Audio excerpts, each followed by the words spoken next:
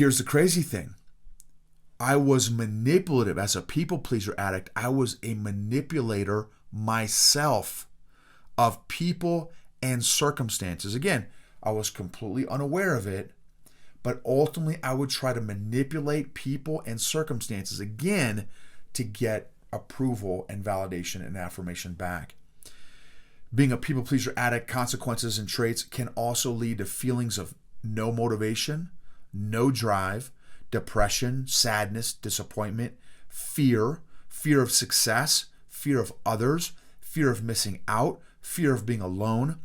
Fear is a low-key driving emotion for people pleasers because it's a constant fear of not getting validated or affirmed or approved.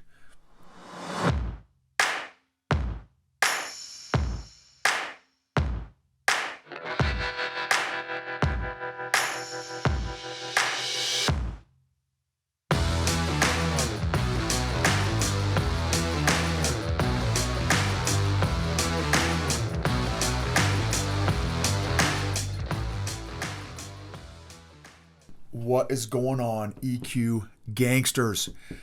Super stoked for today's episode. This episode is sponsored by the EQ Mafia. What? Boom. For those of y'all that are on YouTube, you can check this out, EQ Mafia. My sign in the background. If you're just listening to the podcast, I've got a sign. It's in red. And it says EQ Mafia. So it's a safe, supportive, encouraging, empowering, emotional fitness community committed to helping each other grow and heal to maximize our gifts and strengths and bring our best to the world. We've got a great, wonderful group of people in there, a bunch of great leaders in there. If you want more details, just go to eqgangster.com and you will see the button for check out the EQ Mafia. Disclaimer on today's episode. I am still working on this area of people-pleasing addiction. Thankfully, I'm about 95%, I'd say 90 to 95% healed from my 3 to 4 decade addiction to people-pleasing. Other episodes that I have done relating to people-pleasing addiction, you can check out episode 212, 210, 186, and 174. I'm going to say those again. 212, 210, 186, and 174. Thank you all for letting me be a part of your emotional growth journey and for you all being a part of my emotional growth journey. Very, very genuinely and sincerely appreciate it. I have learned tremendous amounts from you all as I'm continuing to stay in my emotional fitness program and my emotional fitness journey. All right, the breakdown of the episode today. So for those of y'all that are watching on YouTube, I'm going to be looking down at my notes to make sure I don't miss any of my notes here. It's going to be traits and consequences of people-pleasing addiction, and then I'm going to be talking about, after the traits and consequences, I'm going to be talking about the blessings and benefits of healing and recovering from a people-pleasing addiction. And then I'm going to be talking about the very end, how to heal. All right, from a people-pleasing addiction. Okay, so those are kind of the main sections there. All right, traits and consequences of people-pleasing addiction. I'm going to, and again, every single one of these, and there's probably more that I'm missing here, and I'd love to hear some from you all. What are some traits, qualities, and characteristics and consequences of people-pleasing addiction, either from your own experience or from maybe you know somebody, a family member, a friend, coworker, colleague that is a people-pleaser addict?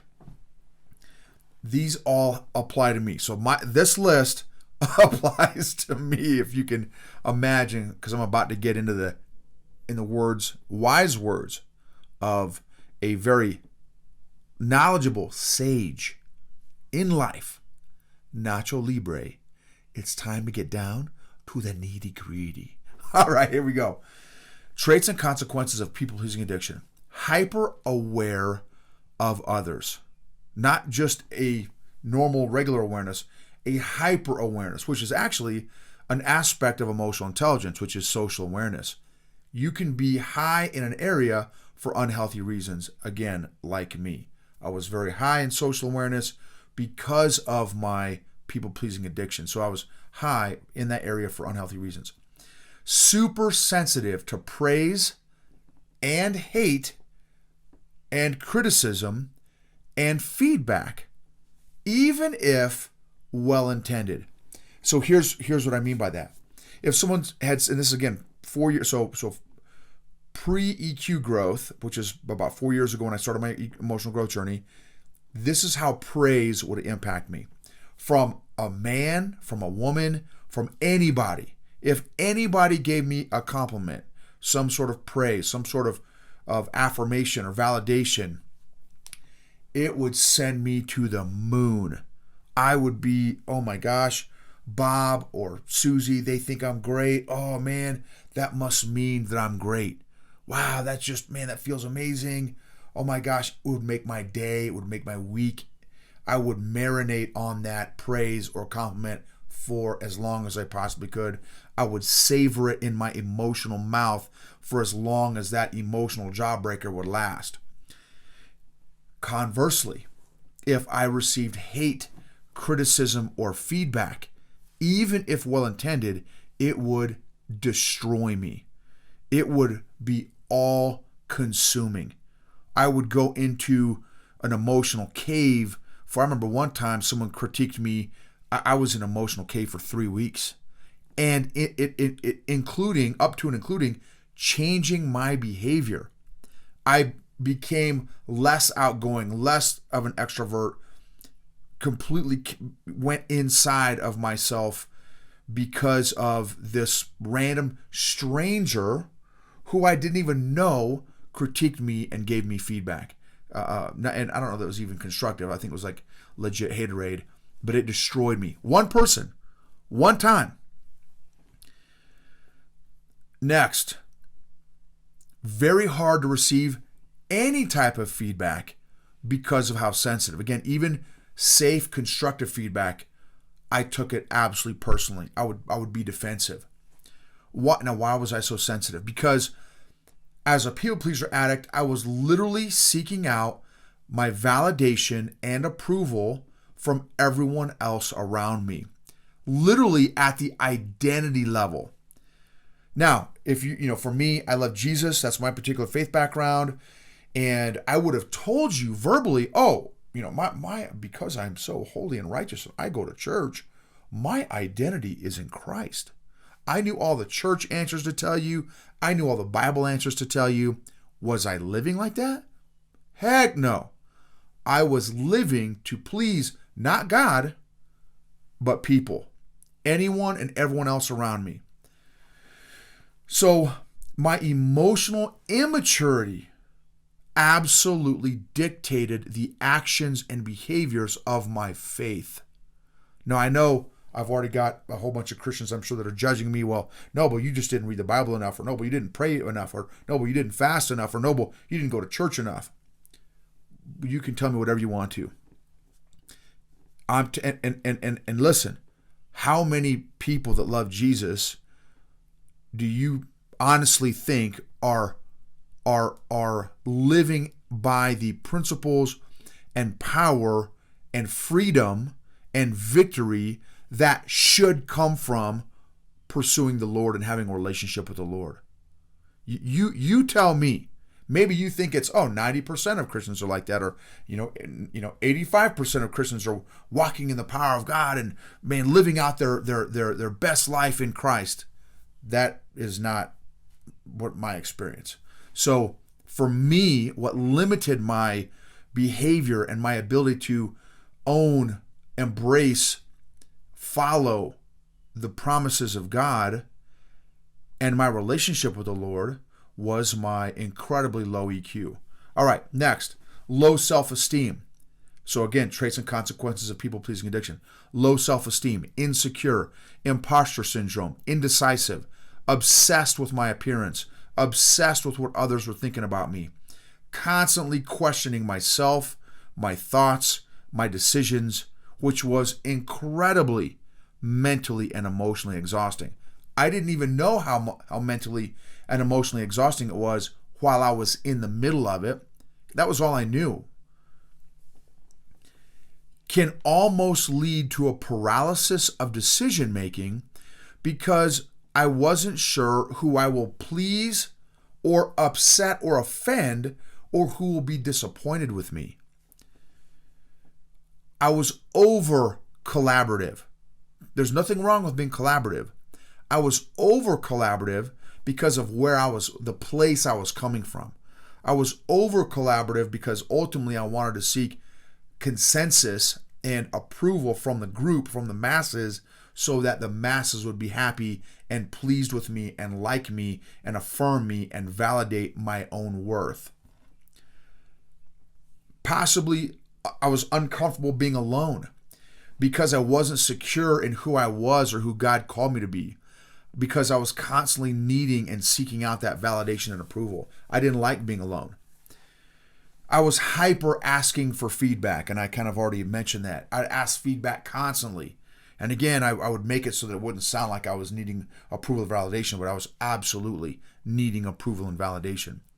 I wasn't aware of what I actually liked or disliked.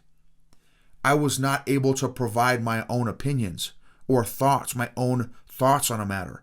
I wouldn't be able to come up with my own original thoughts, ideas, or opinions on a matter. Why? Because I was a real life Gilligan from Gilligan's Island. I know some of you young folks, like, who on earth is Gilligan's Island or who's Gilligan? It's an old TV show from way back in the days. Google it and you will see this guy Gilligan. He would be like, there's a couple different actors in this show. There'd be the skipper, there'd be the professor, there'd be, I don't remember the other characters, but whatever the professor would say, oh, yeah, the Gilligan would say, oh, man, professor, that's a great idea. And then the skipper would say, well, no, I think this is a better idea. And Gilligan would say, oh, yeah, skipper, that's actually a better idea. And then Thurston Howell, he was another one. He would say, well, no, I think this is a better idea. And Gilligan would say, oh, yeah, Thurston Howell, that's an even better idea. So he would just go with whatever opinion or perspective anyone else had. He didn't have his own perspectives or opinions. Again, that was me, real life Gilligan. I was wishy-washy. I was an extreme yes man. I could never say no. I couldn't identify my own boundaries, and even if I did, I wouldn't share them or express them with anyone for fear of rejection and disappointment of those around me. I would feel totally rejected if someone expressed or exerted their boundaries on me. I would take every comment, feedback, criticism personally. Again, as a reflection of my worth and identity. I was the ultimate peacekeeper. I would let people walk all over me and even like it because it meant more attention. I would cave anytime anyone disagreed with me, even if they were wrong or I didn't even have the same values or principles as they did. I would still cave. I was terrible at conflict. Conflict was all consuming. I would even go so far as to say conflict was paralyzing. Y'all, I can't even tell you when I got in conflict as a people pleaser addict, I can't, knots in my stomach, tightness in my chest, tightness in my throat, tightness in my face. I was consumed with conflict for 2 years, y'all. I could not think straight. It was, when I say all consuming, I don't know how to, it was all consuming. Again, but I had no idea that the reason it was all consuming is because I had low EQ, I was not emotionally healthy, and I was a people pleaser addict.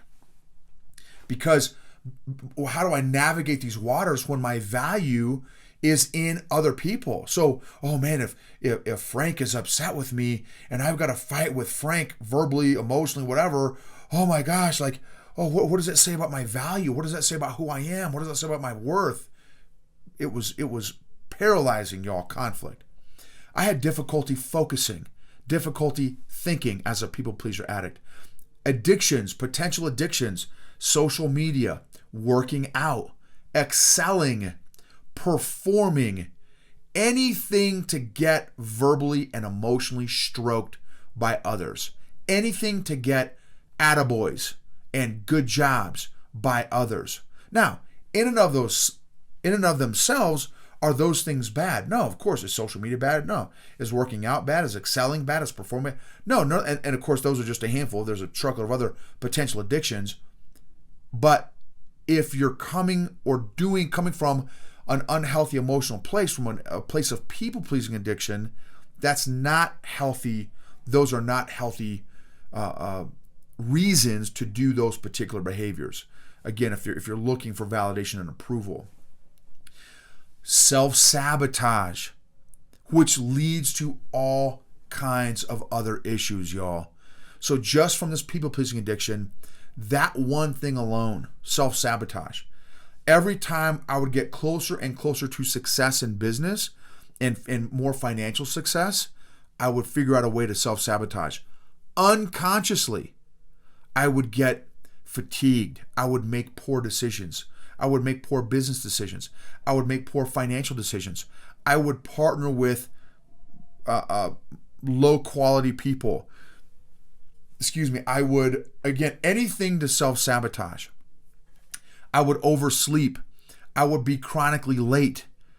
So that one thing, my self-sabotaging, would lead to all kinds of other behaviors. And how do you think my wife felt about that? Every time we get closer to success, every time we get closer to, financial success or impact, influence success, family success, she would see me self-sabotage. What do you think the consequences, ripple effects, and impacts were on my wife on just that one area of self-sabotage? Self-condemnation, which leads to all kinds of stuff. Self-hatred, which leads to all kinds of stuff. Low self-esteem, which leads to... How do you think those things right there, self-sabotage, self-condemnation, self-hatred, low self-esteem, impacted my decision-making? In what areas do you think that impacted my decision-making? Y'all, the consequences were cataclysmic, catastrophic in every area of my life. Low self-awareness, low self-management. Now, I was a great friend. I made a great friend because, again, the greater the friend I could be, the greater attaboys and the more affirmation and validation I would get. So I was a great friend as a people pleaser addict. I was a great listener as a people pleaser addict. Again, which in and of themselves are not bad, but I was doing them for unhealthy reasons, for very selfish reasons. Selfishness, how about that? As a people pleaser addict, very selfish. Was a great self-sacrificer. Would go above and beyond to make big sacrifices to make sure that you saw and validated and affirmed, man, Noble, man, thank you. You're really going above and beyond, and man, your work ethic, and man, you're so selfless. Coming from very emotionally unhealthy places. I would never express my own wants, needs, desires, or boundaries in relationships for fear of rejection, including and especially my own marriage.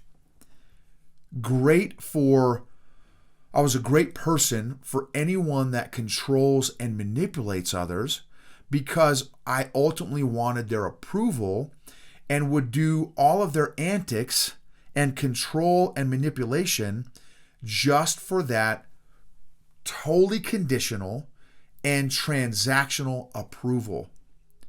So I was a great person for any narcissist that loves to control and manipulate other people. Man, I was your guy because, man, you could control and manipulate me, hurt me, abuse me emotionally, mentally, and I would just salute and execute because I desperately wanted that approval and validation. I would attempt to confirm. So this my other note here is I would attempt to confirm what I thought my value was In every single interaction and conversation, I was trying to, and again, this is all subconscious, y'all. I was not aware of any of this. This was all subconscious. I would constantly try to, in every conversation, man, how can I get approval and validation from this guy, from this lady, from this conversation, from this group of people? What can I do? How can I perform? How can I make people laugh or smile? Something else. Constantly trying to get people to laugh or smile because I knew, humor and laughter and smiling makes people feel good. Oh man, how can I make people feel good so that I can feel good, so that I can confirm and validate my own, again, value and identity? All my goals, dreams, and aspirations were to get the approval of everyone else around me. All my goals and dreams and aspirations were to get the approval of everyone else around me. I couldn't identify my own goals, dreams, and aspirations because, well, hey, what are your goals and dreams? Oh, okay, that sounds great. Those are mine too. Hey, what are your goals and dreams? Oh, these are my goals. Oh, man, those are great. Yeah, those are my goals and dreams too, right? All for approval and validation. Here's the crazy thing. I was manipulative as a people pleaser addict. I was a manipulator myself of people and circumstances. Again, I was completely unaware of it, but ultimately I would try to manipulate people and circumstances again to get approval and validation and affirmation back. Being a people pleaser addict, consequences and traits can also lead to feelings of no motivation, no drive, depression, sadness, disappointment, fear of success, fear of others, fear of missing out, fear of being alone. Fear is a low-key driving emotion for people pleasers because it's a constant fear of not getting validated or affirmed or approved. Can also lead to an extreme or hyperdrive to perform and please others and get approval, maybe from a family member, a friend, a loved one, or even strangers. I had no leadership philosophy. In high school sports, on basketball teams, football teams, oh, this is what leadership is. From the church, which in many cases is emotionally dysfunctional itself.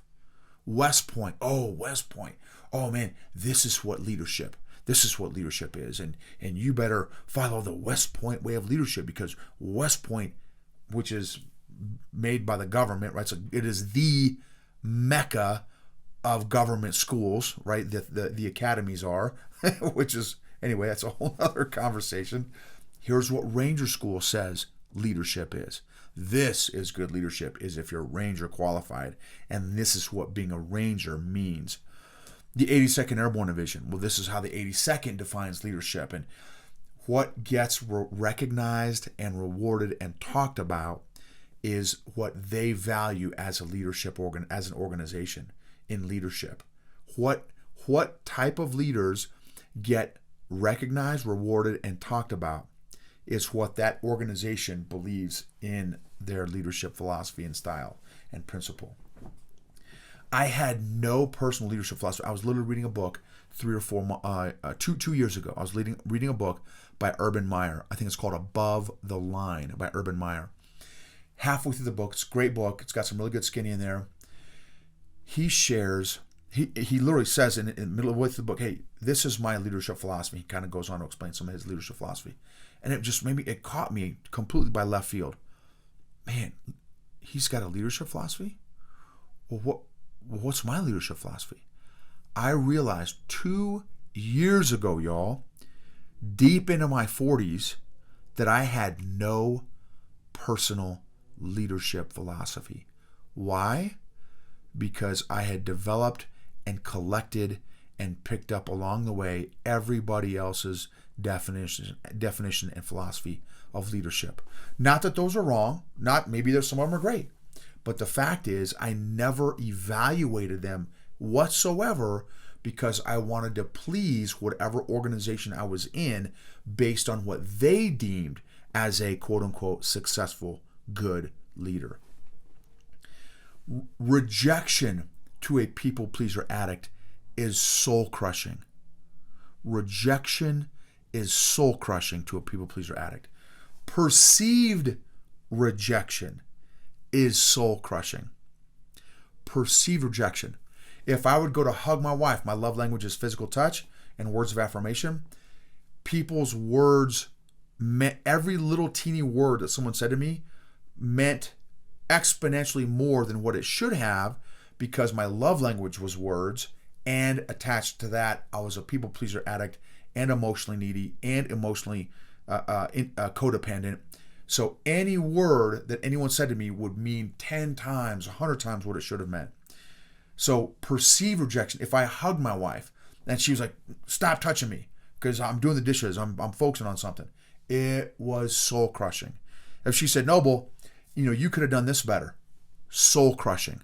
Perceived rejection, especially in the area of my love languages. I had a strong desire for control over others and or circumstances to receive and pursue the maximum amount of praise and admiration possible. Every single decision I made was evaluated through the eyes of everyone else because of that desperate need for the approval and validation of everyone else around me. So you may have a different list. Maybe some of those related to you, some of those did not relate with you. Benefits of getting healing in my life, from people-pleasing addiction. Now, again, if any of those related to you or resonated, you may have an addiction to people-pleasing. You may have observed some of those behaviors in others. Your friends or family members or coworkers may have a people-pleasing addiction.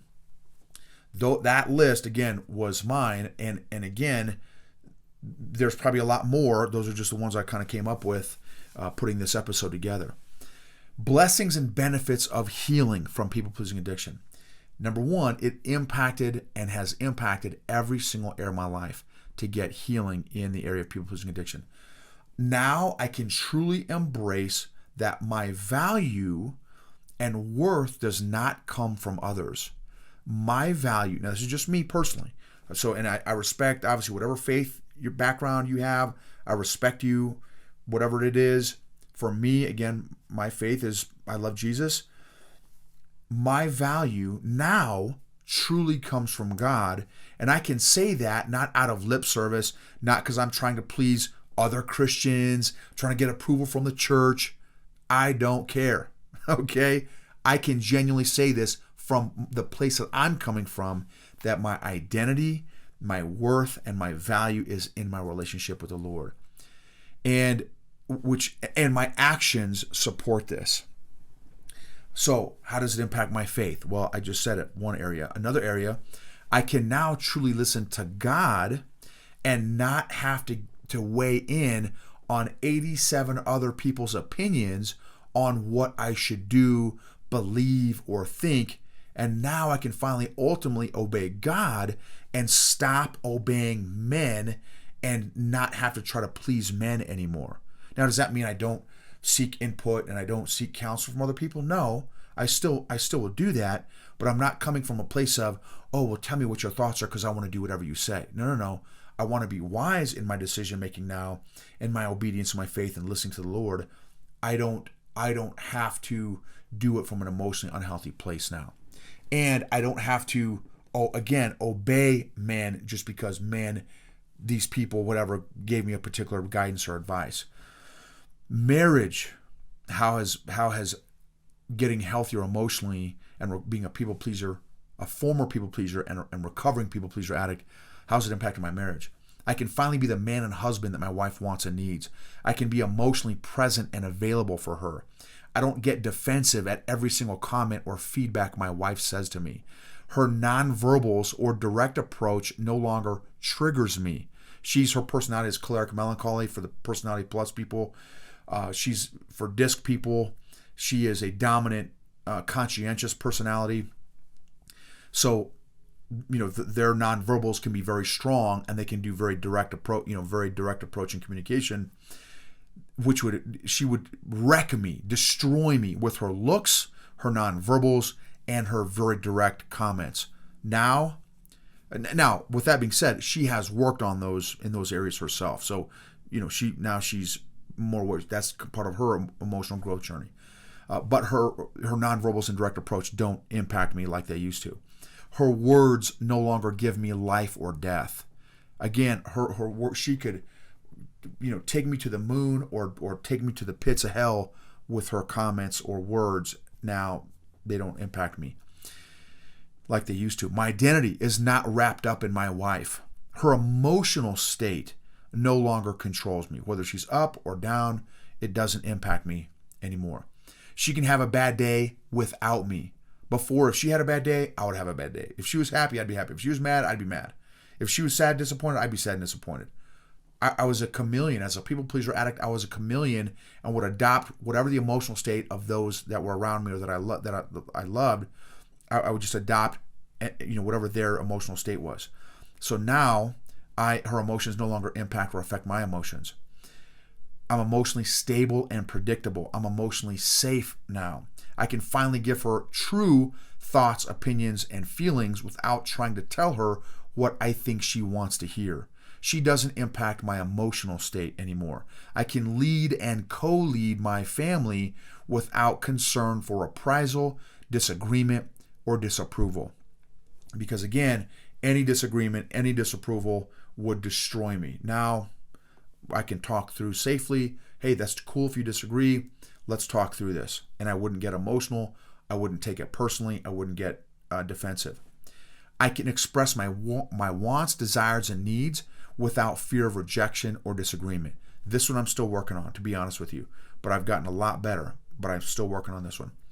I can express my, I can engage in a safe, emotionally available, and predictable conflict or disagreement that we both honor, value, and respect each other's thoughts and opinions without getting defensive, shutting them down, or attacking them. Parenting, how has recovering emotionally from my people-pleasing addiction impacted my parenting? I don't subconsciously seek the approval or validation from my teenage daughter now.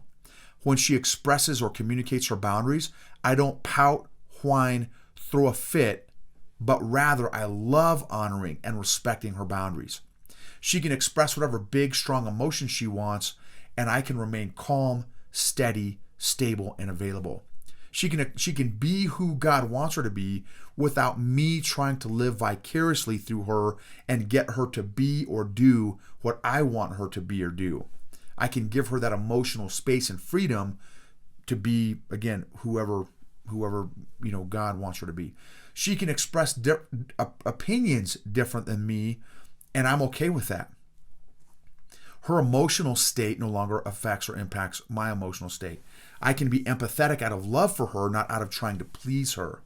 I can pursue my daughter even when she repeatedly shuts me down or tries to push me away as she's going through these teen years and trying to figure out her own boundaries. I don't take it personally anymore, and I continue to emotionally and spiritually pursue her and deepen my relationship with her even when she, again, tries to express her boundaries or expresses her boundaries and pushes me away or whatever.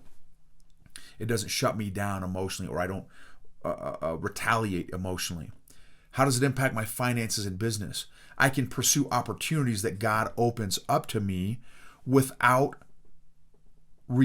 of how big those opportunities. So yeah, I can pursue opportunities that God opens up to me regardless of how big those opportunities are, and I no longer self-sabotage.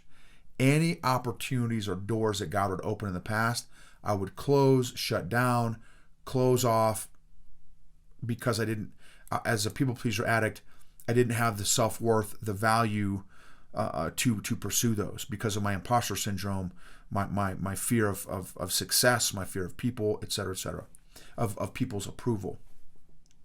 Again, I can pursue incomes as big as I want without self-sabotaging.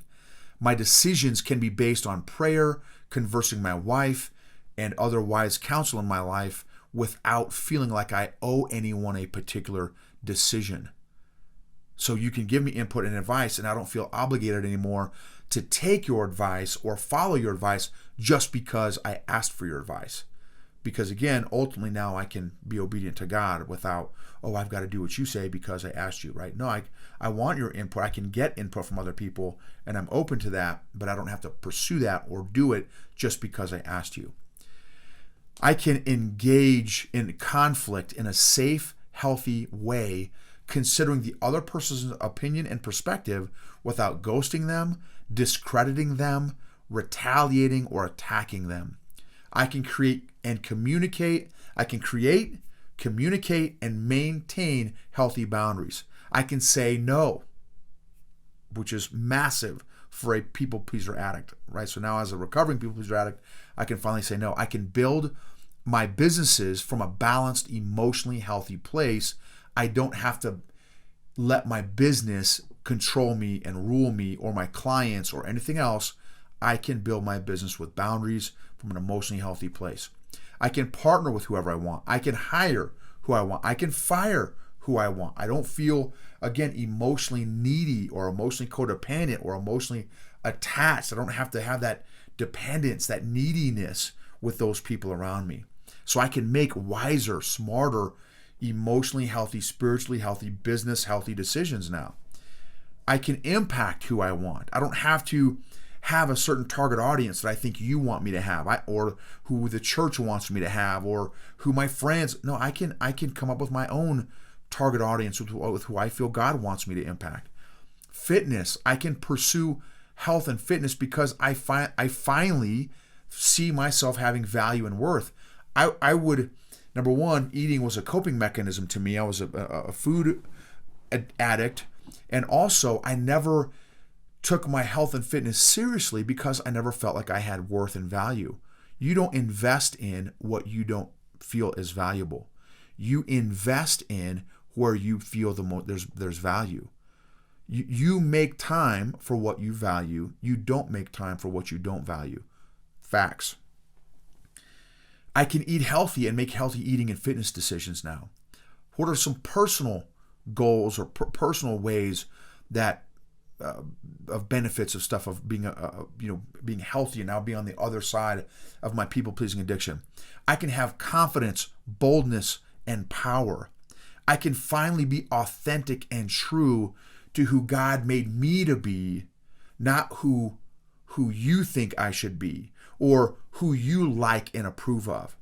I can be me even in the face of and in the midst of your disagreement, your disapproval. Noble, I don't think you should have a bald head. I don't think you should have a beard. I've got friends. Oh, no, I don't like your beard. Hey, Noble, I don't like your tattoos. Cool. Awesome. I totally respect and appreciate your opinion. And I don't care because I'm going to be who I want to be, who God made me to be. I can finally make my own decisions without anyone's approval. I can have my own opinions without fear of reprisal or retaliation or disagreement. I can engage in conflict safely and confidently. Y'all, these are massive things for people pleaser addicts, y'all. This list here. I don't have to humble brag. I don't have to one up in conversations anymore to prove my worth. I can listen more than I talk. Do you know people that are humble bragging or always one-upping in conversation or always interrupting? They're trying to exert their own value and worth and subtly seeking out approval and validation and importance. I can listen more than I talk. I don't feel like I have to put myself down and constantly self-degrade. I can think for myself. I can disagree with leaders and authority figures in and out of church, in business, in the military. I can disagree confidently and safely. I can be humble for humility's sake and not out of some place of self-righteousness or trying to earn social or spiritual points. I can be unpopular in the face of the masses or popular opinion. I can truly maximize and optimize the gifts and talents that God has given me Finally. That's what, in fact, this is my tattoo. The gift on my hand, for those of y'all that are listening on Spotify, podcast, whatever platform, and not on YouTube, I've got a present, a gift on my hand with a flame. It's kind of engulfing the present. And then I've got 2 Timothy 1, 6, and 7 on my knuckles. It says, fan into flame the gifts that God has given you. Verse 7, for God has not given you a spirit of timidity, fear, but of power, of love, and a sound mind. So I can truly maximize and optimize the gifts that God's given me rather than burying my gifts in the backyard out of fear. So all that, how to heal, very quick, handful of things. Understand your emotional origin story. If you did not get your emotions and feelings validated in your childhood, that can lead to a people-pleasing addiction because you didn't get that validation and affirmation as a child, so now you're trying to get it as an adult. So understand and figure out and reflect on, pray about what is your emotional origin story of your people-pleasing addiction. Where did it start? When did it start? How did it start? How often? Yeah, so maybe you had narcissistic parents. And well, anyway, so maybe you had parents that controlled and manipulated and were selfish and were all about themselves, which means you're not going to get validated and affirmed emotionally. Okay, another way to heal emotion, how to recover from this people-pleasing addiction is check out the EQ Mafia. Join the EQ Mafia, a safe, supportive, encouraging community where we're all working on, again, our emotional fitness program to get as healthy emotionally as possible, to bring our gifts to bear to the world and make the world a better place. Thank you all so much for rating, reviewing, subscribing, and sharing this episode. Hopefully this episode impacted you. If it did, man, it would mean the world if you just took 15 seconds, 20 seconds to rate the episode. And I'd love to hear a takeaway. Maybe in your rating, when you rate it, in your review, I'd love to hear a takeaway. What did you get from this episode? And maybe hit me up on social media. Connect with me on social media, the different social media platforms, LinkedIn, Instagram, Facebook. Hit me up. What was your takeaway? What resonated the most with you? Would really mean a lot if you would take 15, 20, 30 seconds, a minute to share some of that, your feedback and insights. And also, if you would share this episode with other people pleaser addicts that you may know, that you feel this episode may add value to them. Again, it would be super meaningful in helping spread the power and the gift of emotional health, emotional healing, being emotionally fit. Emotionally healthy people help heal other people emotionally.